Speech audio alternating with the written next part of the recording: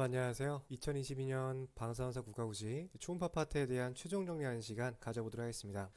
우선 이제 2교시, 3교시에 출제가 되는 유형에 대해서는 제가 이전에 제작한 강의 영상이 있거든요. 이 영상 참고하시면은 어떤 식으로 문제가 출제가 되는지 대표적인 출제 항목들에 대해서 정리가 되어 있습니다. 시간이 부족하신 분들께서는 여기 있는 영상들 꼭 체크하셔가지고요. 남은 시간 정리하시면 좋겠습니다. 다음으로 이제 출제되는 내용은 이제 항상 비슷한데요. 여기 있는 내용들에서 거의 대부분 출제가 될 거예요. 뭐 예상 밖의 문제가 출제가 된다 하더라도 뭐 한 문제 미만으로 나오기 때문에 이 영상에서 설명드린 내용만 잘 정리하셔도 거의 대부분의 문제는 맞출 수 있을 거라고 보시면 되겠습니다. 제가 이제 올해 모의고사 문제를 좀 분석해 보니까요. 작년 같은 경우는 뭐 특정 파트에 좀 집중돼서 좀 문제가 나와서 예측하기가 좀 쉬웠었는데 올해 모의고사 같은 경우는 굉장히 좀 다양한 주제로 출제가 되고 있습니다. 그래서 뭐 특정 부분을 이렇게 선택해서 공부하기보다는 전체적으로 넓게 공부하는 방법이 조금 더 효율적이라고 생각이 들고요. 시간이 좀 되신다면은 이 소노컬리지 유튜브 채널에 있는 3개년 모의고사를 전반적으로 보시면서 이 전체 맥락을 공부하시는 방법을 좀 권장을 드리겠습니다. 이 부분은 좀 가능하신 분들만 진행해 주시고요. 뭐 다른 파트 공부하시느라 시간이 좀 부족하신 분들께서는 최소한 이 두 가지 영상 정도는 꼭 봐주시는 것을 좀 권장을 드릴게요. 마지막으로 이번 시간에는 제가 생각할 때 시험에 꼭 나오는 몇 가지 포인트만 최종적으로 정리하는 시간 짧게 가져보려고 하고요. 마지막으로 시험에 필요한 주의사항 한 가지만 설명드리면서 영상 마치도록 하겠습니다. 무조건 출제되는 몇 가지 항목들에 대해서 설명을 드려볼게요. 첫 번째는 초음파의 특성이에요. 이 과목 자체가 초음파에 대한 내용을 물어보는 시험이잖아요. 그래서 기본적으로 이 초음파가 어떠한 성질을 갖고 있는지, 물리적 특성이 어떻게 되는지 여기에 대한 문제는 한 문제는 무조건 출제가 될 거예요. 그래서 음파가 가지고 있는 특성에 대한 부분들 정리해 두시고요. 이 난이도상으로 봤을 때는 어려운 내용은 아니거든요. 상대적으로 앞쪽에 출제가 되는 쉬운 유형의 패턴이기 때문에 이 모의고사 문제 반복적으로 보시면은 줄곧 나오는 패턴들이 있을 거예요. 그래서 거기에 대한 내용들 위주로 정리하시면 되겠습니다. 첫 번째 포인트는 초음파의 가장 기본적인 특성, 이 부분 정리해 두시면 좋을 것 같습니다. 두 번째로 출제가 되는 것은 제 모의고사 해설에서도 여러 번 강조를 드렸던 내용이죠. 바로 도플러 관련된 문제예요. 도플러 같은 경우는 많으면 두세 문제까지도 출제가 될 수가 있고요. 또 3교시 영상 문제로도 충분히 나올 수가 있습니다. 기본적인 도플러의 특성과 함께 또 가장 많이 나오는 패턴 중에 하나가 이 반접 현상과 관련된 부분이에요. 그래서 단순하게 도플러 특성이 어떤 건지 이 개념만 공부하지 마시고 연관되는 기법이라든지 이러한 반접 현상에 확장되는 개념까지 전체적으로 공부를 해주셔야 됩니다.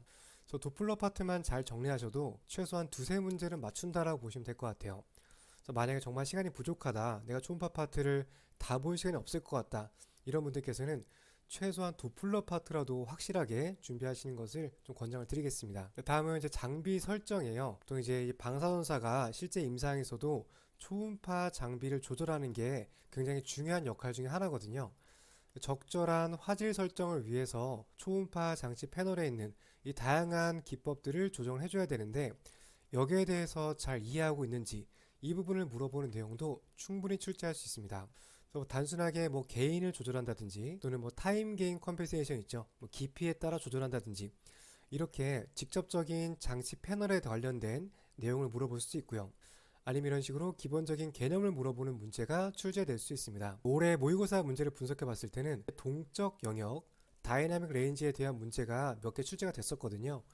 그래서 정리해보면 이 장비 설정에 대한 문제, 뭐 개인이라든지 TDC와 관련된 문제가 출제가 될 수가 있고 그 중에서도 이 동적 영역과 관련된 부분들에 대해서는 조금 더 관심 있게 봐두시면 좋겠습니다. 다음 네 번째는 이제 검사 방법이에요. 복부 초음파라든지 심장 초음파라든지 이 초음파 검사를 진행할 때 기본적인 검사 방법이 있게 되죠. 뭐 탐촉자, 프로브는 어떤 걸 선택해야 되는지, 환자의 자세는 어떻게 되고, 뭐 금식이 필요한지, 이 기본적인 뭐 전처치에 관련된 내용들이 충분히 나올 수가 있거든요. 여기에 대한 부분들은 뭐 따로 공부하시기보다 모의고사 문제에 나왔던 내용들만 잘 정리하셔도 충분히 해당되는 내용들을 정리할 수가 있습니다.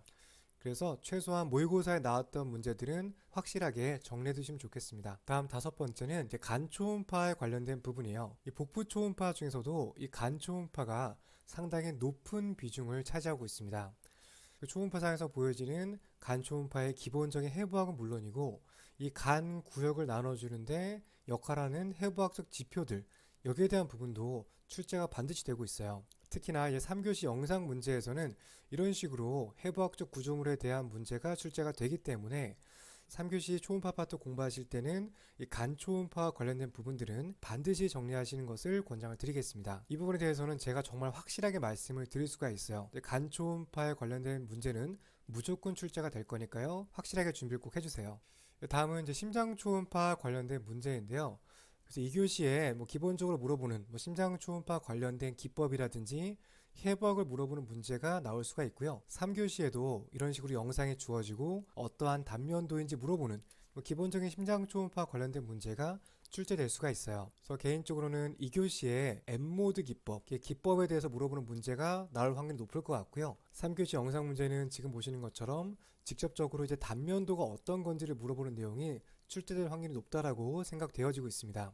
그래서 최소한 시험 전에 이 심장 초음파 관련된 특강 영상 이거 다 보는데 이렇게 오랜 시간이 걸리지 않거든요. 특강 영상만 잘 보고 가시더라도 최소한 2문제는 맞출 수 있을 거예요. 여기에 대해서는 시험 전에 꼭 준비하시는 것을 다시 한번 강조를 드리도록 하겠습니다. 네, 다음은 초음파 인공물에 대한 내용인데요. 이거는 매년 국가고시 문제를 보신 분들은 아시겠지만 보통 3교시 마지막 문제에 이런 식으로 영상과 함께 출제가 되고 있어요.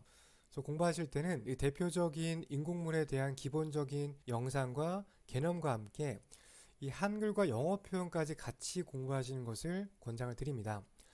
지금 보시는 것처럼 한글 표현은 비슷하게 보여지는데 이 영어 표현은 전혀 다르게 보여지는 경우가 있거든요.